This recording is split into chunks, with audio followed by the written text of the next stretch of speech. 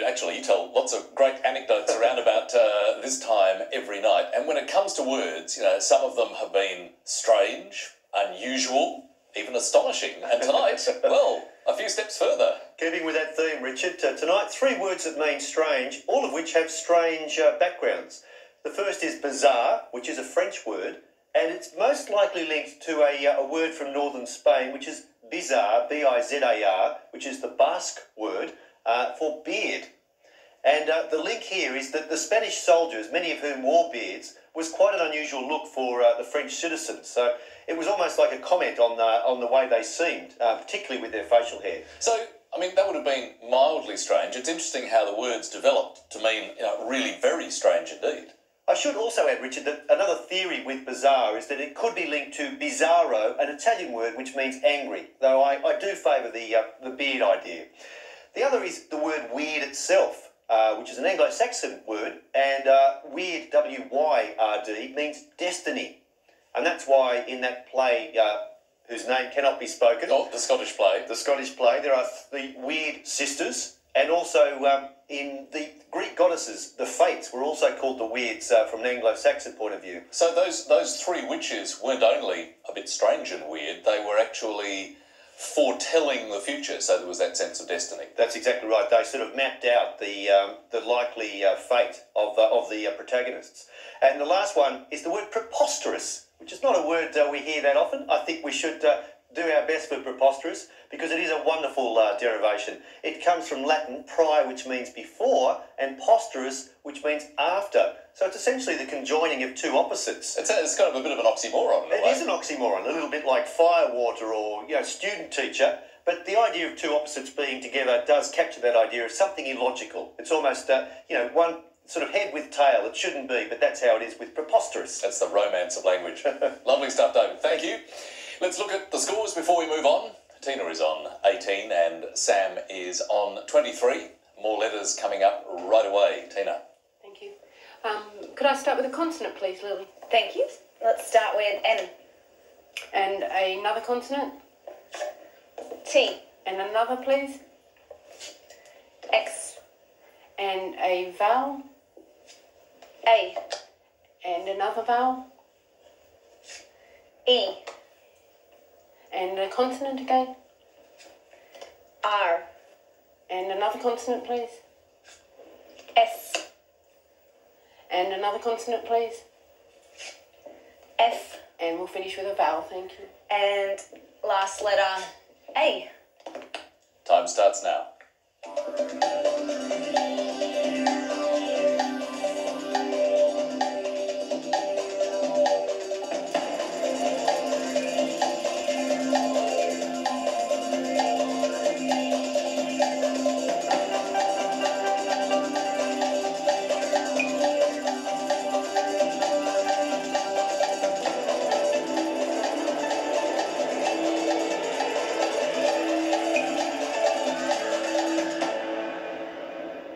Well, Tina, did you enjoy the X? I did, Richard. How many? I have a 6. 6 for you, Sam? Also 6. Let's begin with yours, please. Faster. And yours? Faxers. Could you spell it? F-A-X-E-R-S. Well, that's an interesting one, David. Presumably those who send faxes. It's a risky play from Tina because there were a few softer 6s around, but faxer, let's check. Fax, the facsimile machine to send a fax, but faxer is not listed, I'm afraid, Tina, as a run-on entry, which it would need to be, Richard. Ironically, on the next page is the word fates, which takes us back to the Weird Sisters. So that gives the points here to Sam for 6. Extras was a 6 using that X. Nicely done. Well done to Sam. 6 points. Bad luck on that occasion for Tina. Let's see what our next letters come up with. Sam. Could I please have a vowel? Thank you. Let's start with I. And a consonant? D. Another consonant? T. Vowel, please? U. Consonant, please. C. Consonant, please. B. Vowel, please. A. Consonant, please. N. And a vowel, please. And lastly, O. I'll start the clock.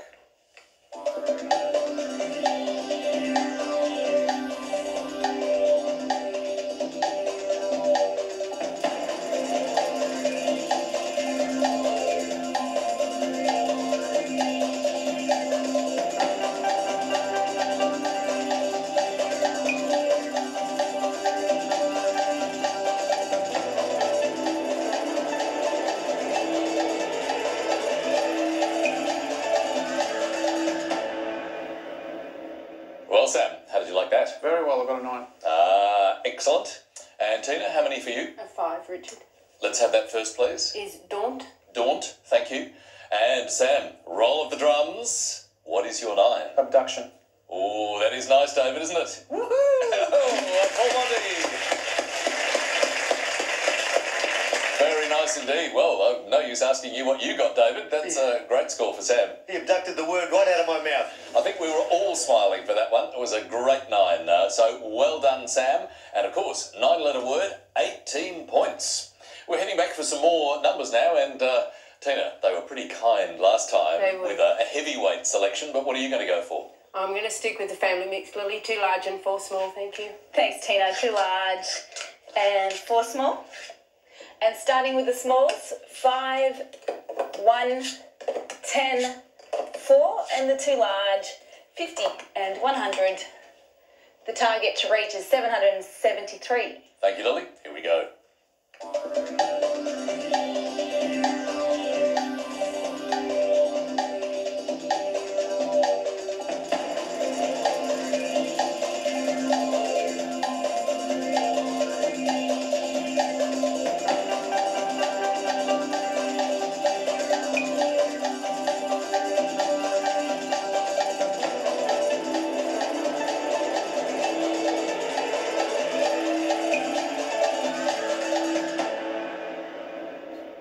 Well, Tina, what did you make of that mix? I blew it. No luck at all? Couldn't get my brain to work. Okay. Sam? 771. 771, so you were just 2 away. Good going. So, Sam, what did you do? Lily, I did 100 plus 50 plus 4 100 plus 50 plus the 4. is 154. Yep. Multiply that by 5, By the 5, 770. 770. And add the 1 is 771. Add the 1 is 771. So, good going. Very nice work, Sam. Only 2 away. These look like a pretty tough set of figures, Lily. How did you go? Yeah, really tough. I couldn't get it in the 30 seconds. I can have a little bit of a think about it over the break and get back to you. Okay. But Sam did well, only 2 off, so he scored 7 points. Tina on 18, Sam through the half century, 54. So it is time for a short break. That means another word mix for you, and it's cosy ream. The clue this time, an ailing tree. Back after the break.